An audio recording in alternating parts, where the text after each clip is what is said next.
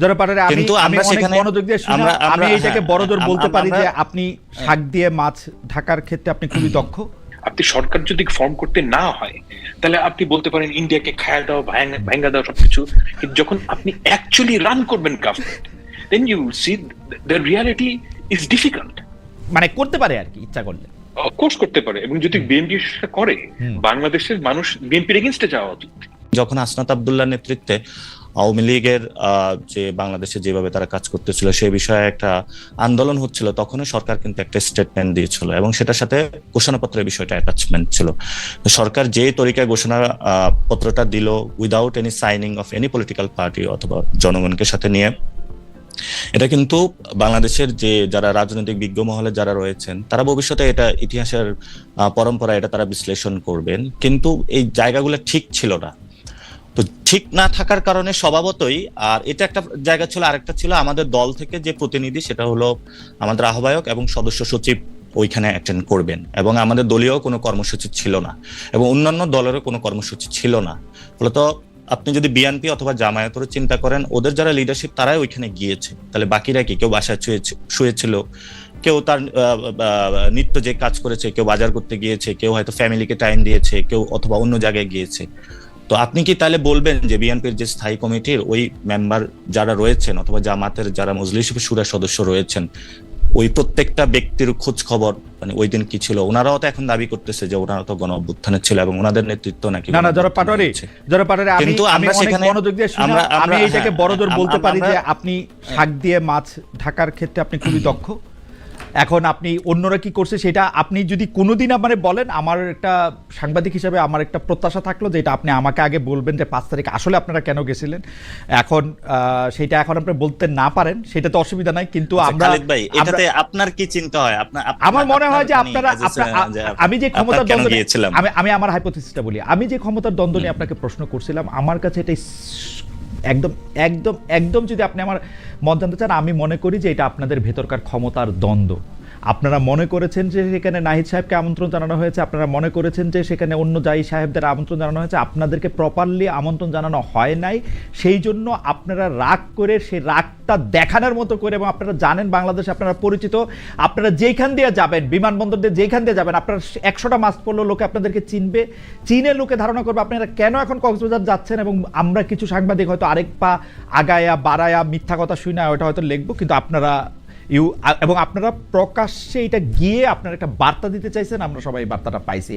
Doctor সালাম, আমি মানে আমি দুঃখিত, আমার আওয়াজ না আপনি বললেন আবার আমার গলার আওয়াজ একটু বাইরে যাওয়াতে ডক্টর সালামের কানে লাগতেছে কথা। আমি না আমি এখানে জাস্ট একটু অ্যাড করে দিচ্ছি, এটা কোনো ক্ষমতার দ্বন্দ্ব, আপনার যে পারসেপশনটা রয়েছে এই পারসেপশনের জায়গায় আপনি সরে আসতে পারেন, এটা ক্ষমতার দ্বন্দ্ব না আমাদের মধ্যে এই জায়গাটায়, অর্থাৎ আমাদের লিডারশিপের জায়গাটাতে আমরা যারা আছি ক্ষমতার দ্বন্দ্ব নাই আমাদের, আমরা এই জায়গাটায় মানে সবাই ছাড় দিয়ে চলাফেরা করি। খুবই ভালো লাগলো শুই না। আচ্ছা, আমি একটু ডক্টর ফাহাম আব্দুল সালামের কাছে আসি, আমি আবার আসবো জনাব নাসিরউদ্দিন পাটোয়ারি, আপনাদের নিয়ে আমাদের অনেক আগ্রহ, অনেক প্রশ্ন, কিন্তু ডক্টর ফাহাম আব্দুল সালাম, আমি একটা জিনিস নিয়ে আপনার একটু বিশ্লেষণ জানতে চাই যে এখন যে জায়গায় বাংলাদেশের রাজনীতিটা আসছে সেটা হচ্ছে অনেকটা এরকম জাতীয় ঐক্যমত্য কমিশনে গিয়ে যে বিষয়গুলিতে সবাই একমত হয়েছে, সেই একমতের কারণ নিম্নকক্ষে পিয়ারের ব্যাপারটা যে আসলে একটা খুব মানে একটা রেটরিকের অংশ, সেটা মনে হয় মোটামুটিভাবে এখন প্রতিষ্ঠিত। সুতরাং যেই জায়গায় সেটা আটকায় থাকতেছে সেটা হচ্ছে যে যে বিষয়ে ঐক্যমত্য হবে সেই বা ঐক্যমত্য হয়েছে অলরেডি, তারা কখন সেগুলি ইমপ্লিমেন্টেড হবে? এটা কি এখন হবে নাকি বিএনপি যেরকম বলতেছে যে সেটা মানে পরবর্তী এখন তো হওয়ার কোনো উপায় নেই? এইটা নিয়েই কিন্তু আসলে লাগতেছে। আপনার কাছে কি মনে হয় যে এটা নিয়ে যদি একটা যেটাকে বলে আমরা একটা অচল অবস্থা সৃষ্টি হয়, সেটার রাজনৈতিক না মানে এখন তো পার্লামেন্ট নাই, এখন পার্লামেন্ট ছাড়া তো আপনি এগুলোকে কেমন করে আপনি মানে পার্লামেন্ট ছাড়া আপনি কিভাবে সংবিধানকে চেঞ্জ করবেন? It is a ridiculous idea, it's a very bad precedence. না, কিন্তু পার্লামেন্ট ছাড়া তো সংবিধান চেঞ্জ হয় জনপ্রিয়ভাবে, যে কয়বার বাংলাদেশে জরুরি আইন হয়েছে, মার্শাল ল হয়েছে, বা একজন লোকের জন্য সংবিধান চেঞ্জ হয়েছে। এগুলো খুবই খারাপ জিনিস। কিন্তু উপায়টা কি? যদি উপায়টা ইজ ভেরি সিম্পল, বলেন তো উপায়টা কি? আপনাকে তিনটা political party, let's say BNP 855টার মধ্যে 750টার মধ্যে রাজি হয়েছে, right? And they would say promise করবে যে আমরা এই 750টা ইমপ্লিমেন্ট করব, যেই কটাতে সবাই রাজি হয়েছে সেই কটাতে সবাই মিলে ঠিক করবে যে আমরা আমাদের প্রথম কাজ হবে কি যে আমরা যখন গভর্নমেন্ট ফর্ম করবো পার্লামেন্টে গিয়ে আমরা ডিবেট করে এই 750টা যে ইনক্লুশন সেগুলোকে আমরা অ্যাকসেপ্ট করবো।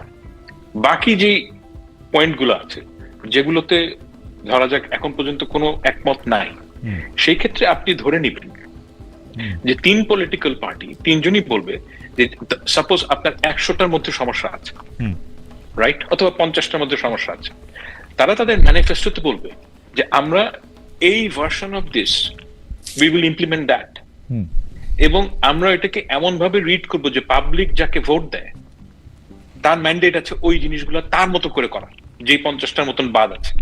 কিন্তু যেই 750টা গভর্নমেন্টকে 3টা পলিটিক্যাল পার্টিকে বাংলাদেশের মানুষকে প্রমিস করতে হবে যে আমরা এই 750টা এই এতগুলো যে সংস্কার সেগুলোতে আমরা সবাই কমিট করলাম না। ওয়াই দিস ইজ ইম্পর্টেন্ট, আমরা অ্যাজ এ পলিটি আমাদেরকে একটা বুঝতে হবে যে আমরা একটা লম্বা জার্নিতে শুরু করলাম। আমরা যদি একটা জিনিস প্রমিস করি জনগণের কাছে, সেই প্রমিসটা আমাদের রাখতে হবে, এবং এই প্রমিসটা যদি আমি না রাখি তাহলে আমাকে নেক্সট ইলেকশনে আপনি এটার জন্য ভোট দিবেন না আমাকে।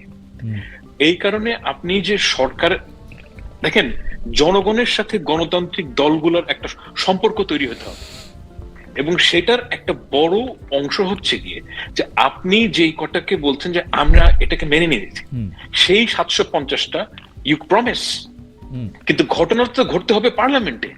পার্লামেন্টে আপনি কি মানে যদি না যান আপনি কিভাবে এটা করবেন? না আপনি ডক্টর সালাম, আমি এখানে 2টা প্র্যাকটিক্যাল সমস্যার কথা বলে আপনার কাছে একটু নিদান চাই। একটা প্র্যাকটিক্যাল সমস্যা হলো আমরা কিন্তু বিএনপিকে আগে দেখছি, আমি একদম স্পষ্ট মনে করতে পারি যে 2001 সালে বিচার বিভাগ আলাদা করার ক্ষেত্রে সব কিছু নিয়ে রেডি ছিলেন ব্যারিস্টার সৈয়দ ইশতিয়াক আহমেদ, সেই সময়কার আইন উপদেষ্টা, কিন্তু তাকে জানানো হয়েছিল যে এটা বিএনপি গভর্নমেন্টে গিয়ে এটা করবে, পার্লামেন্টটা করবে, 5 বছর এটা করে নাই, ফ্যাক্ট রিমেন্স।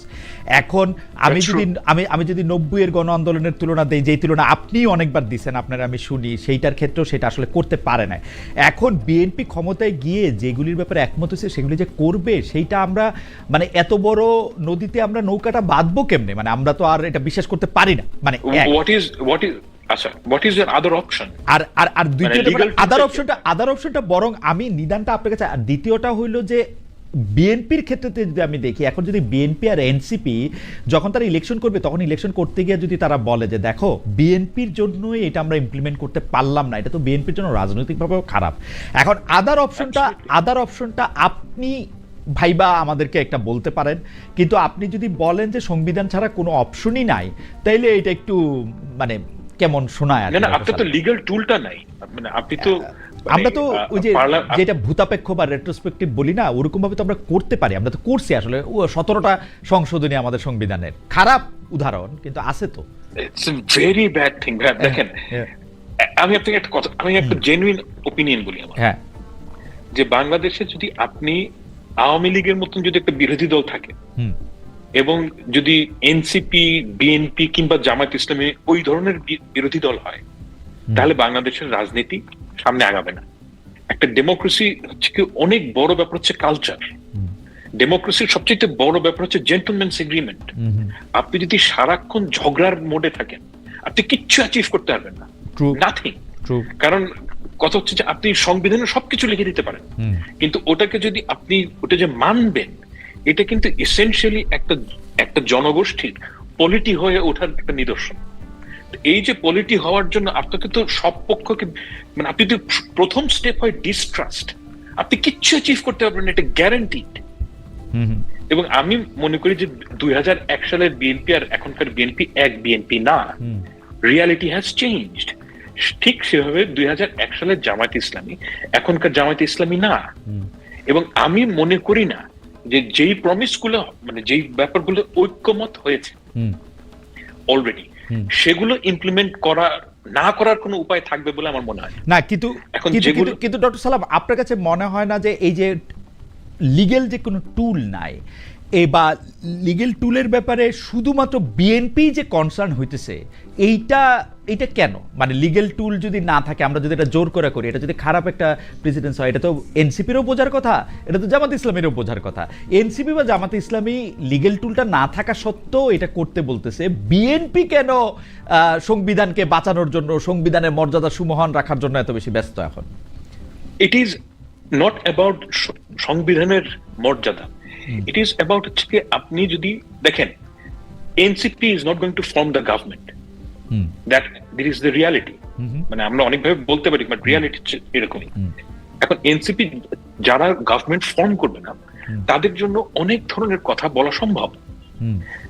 যখন আপনি অ্যাকচুয়ালি গভর্নমেন্ট রান করবেন, তখন আপনি খেয়াল করবেন যে অনেক জিনিস কাজ করা যায় না।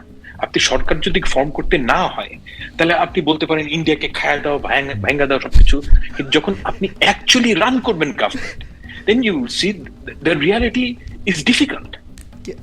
হ্যাঁ, তো আপনি বিএনপি যেহেতু মনে করছে আমরা দল ফর্ম করব, তার যে ভিশন সেটা হচ্ছে গিয়ে আমাকে নিয়মের মধ্যে থেকে চলতে হবে, এবং this is something that we should actually accept, যে আপনি যেটা নিয়মের মধ্যে থাকাটা খুব জরুরি একটা জিনিস। না ডক্টর সালাম, আমি একটু ভাঙ্গা বলি, মানে ধরেন আপনার থেকে ধার নিয়ে বলি, আপনি 749টা বিষয়ে আপনি একমত হয়েছেন, এখন 749 বিষয়টা আপনি করবেন।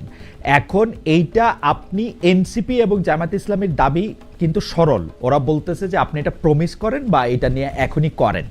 হ্যাঁ, এখন আপনি এটা প্রমিস করতেছেন যে এটা আপনি করবেন, এটা যদি এখন সংবিধানে আপনি ওরা যেমনি চাইতেছে এমনি চাইতে করতে, তারপরে গিয়ে আপনি সরকার গঠন করলেন, তারপরে এটা আপনি মাইনে নিতে, আমার মনে হয় না অত বড় অসুবিধা থাকা দরকার। যতটা অসুবিধা হচ্ছে জি বলেন। আমি তো যতদূর জানি যে প্রমিস তারা করবে, প্রমিস, কিন্তু তারা প্রত্যেকটা প্রমিস করবে না। যে কয়টা বিষয় তারা ঐক্যমতে পৌঁছেছে, সেগুলো তারা প্রমিস করবে, এবং ওই কয়টার ব্যাপারেই কথা হইতেছে, কিন্তু ওই কয়টার ব্যাপারে না। এখন ব্যাপারটা হচ্ছে কি যে বিএনপি প্রমিস করতেছে যে এই কয়টা তারা করবে, কিন্তু তারা আবার পাশাপাশি বলতেছে আমরা ইমপ্লিমেন্ট করব নতুন সরকার আসার পরে। এইখানে আমাদের মধ্যে একটু সন্দেহ দেখা দিচ্ছে। আমরা মনে করতেছি যে there is no other way। আমি তো দেখি না যে আপনি কিভাবে কাজটা করবেন, কারণ আপনি তো পার্লামেন্ট যদি না থাকে, আমি প্রেসিডেন্সিয়াল অর্ডার দিয়ে করে নিব এটা, এখন পরে পার্লামেন্টে এটা ঠিক করে নেব, পরে পার্লামেন্টে ঠিক করে নেব, অর্ডিন্যান্স, জাস্ট অ্যান অর্ডিন্যান্স। হ্যাঁ, অর্ডিন্যান্স করে আমি বদলাই নিব, কি আর সংবিধান একটা বই খাতা, আমি এটা অর্ডিন্যান্স দিয়েই করে নেব, পরে গিয়ে পার্লামেন্টে এটা ঠিক করব। দেখেন, অর্ডিন্যান্সের আমি জানি না, অর্ডিন্যান্সের তো সানসেটিং হয় সম্ভবত, মানে 5 বছর 6 বছর পর। এখন যদি সানসেটিং, আমি ঠিক বাংলাদেশের সময়টা জানি না, মানে এক্স্যাক্টলি কখন সানসেটিং হয়। এখন সাপোজ আপনি একটা অর্ডিন্যান্স করলেন, আমি এটা পার্লামেন্টে মানে আপনি প্রমিসটাকে গুরুত্ব কম দিচ্ছেন as oppose to legal document. আমি ঠিক উল্টাভাবে দেখি।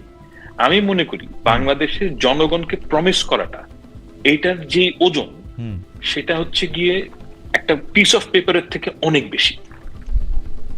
হ্যাঁ, এবং ওই জায়গাটায় যদি আপনি বিএনপি কে বলেন কিংবা জামায়াত ইসলামীকে বলেন এবং এনসিপি কে বলেন, তিনজনকে যদি বলেন যে আমরা ঐক্যমত্যের জায়গাটা আমরা তিনজনই প্রমিস করবো যে এই কয়টা জায়গা যেই ক্ষমতায় আসুক। ডক্টর সালাম, আমি প্রবলেমটা কোথায় দেখি জানেন? আপনার কথা থেকে বলি, আমি প্রবলেমটা দেখি এনসিপি এবং জামাত ইসলাম কিন্তু মনে করতেছে তারা সরকার গঠন করবে না, সরকার গঠন করবে হচ্ছে বিএনপি। সেজন্য বিএনপির প্রমিসটার চেয়েও গুরুত্বপূর্ণ হচ্ছে লিগ্যাল ইনডাইটমেন্ট। এখন আপনি যদি এটা না করেন, এনসিপি এবং জামাত ইসলামের এটা ভাবার যথেষ্ট কারণ আছে। বিএনপি যখন 270টা বা 170টা বা 151টা সিট নিয়েও আসবে, তখন ও এটাকে পিছাতে থাকবে, বলবে না, করবে না, নানা কারণ দেখাবে, মানে করতে পারে আর কি ইচ্ছা করলে। অফকোর্স করতে পারে, এবং যদি বিএনপি করে, বাংলাদেশের মানুষ বিএনপির এগেইনস্টে যাওয়া উচিত। বাংলাদেশের মানুষ তার এনার্জি নাই। 15 বছর শেখ হাসিনার বিরুদ্ধে জুলাই আগস্টে এত রক্ত দিয়ে আর এনার্জি নাই তো। দমে গেলে চলবে না, তো সারা জীবন আমরা এগুলিই করতে থাকবো। আচ্ছা যাও, ডক্টর সালাম, আপনার বক্তব্য